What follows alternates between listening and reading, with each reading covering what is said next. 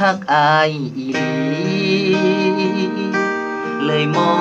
บชีวิตหายใจเพื่อเจ้าเรื่อยมายากปานใดกะดิ้นรนทนเพื่อน้องลาบัดพ่อคนที่ดีกว่าน้องโบกมือลาง่ายๆฐานะของอายบ่ดีสำเขาญาติพี่น้องเจ้า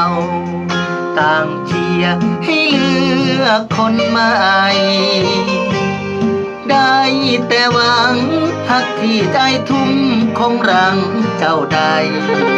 พอได้นั่งรถติดคันใหม่หัวใจอายกะเมิดค่าน้องออกไปสายกับคนใหม่ยังหน้าตาเสยบอกแค่ความรู้สึกอายเลยทั้งที่เฮาเคย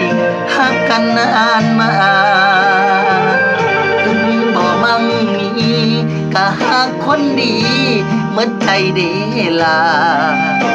เป็นยังย้ำนอนสั่งลาคือบ่รักษาน้ำใจอายแน่กะว่าแม่นเจ้าคบอายย้อนหักบ่ได้ตั้งหลักก็เลยเจ็บหนักคักแท้ยอมอายยอมถึงสู่ไปจังได้กับแพ้เรื่องเงินทองคือสิ่งที่น้องแค่อายคงเป็นได้แค่แฟนเก่า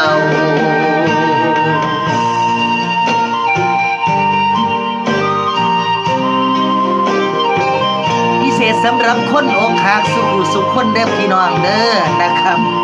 พี่น้องชาวจังหวัดเลยนะครับสุเกียรติสมุนกะเลี้ยวกันครับผม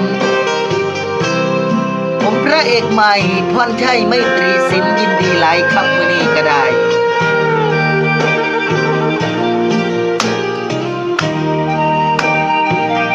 น้องออกไปสายกับคนใหม่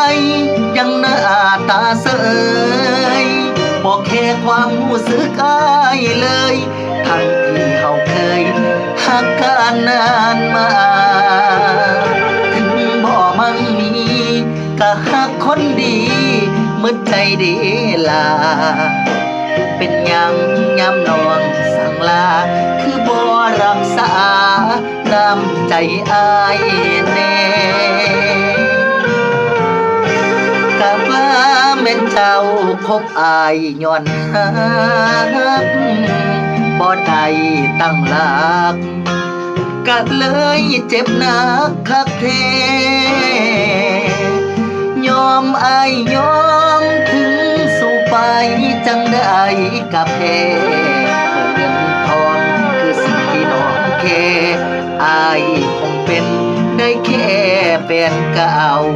เฮ็ดกันคักผู้สาวเสียแหงหักเจ้าเมิ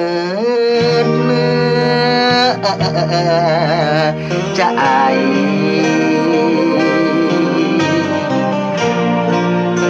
ขอบคุณหลายๆครับขอบคุณรางวัลนำใจเด้อพี่น้องเด้อนะครับมื้อนี้ก็ดีใจหลายครับมาพบพ่อพี่น้องนะครับชาวจังหวัดเลยสุขคนกันแล้วกันคุณหลายๆกันแล้วกัน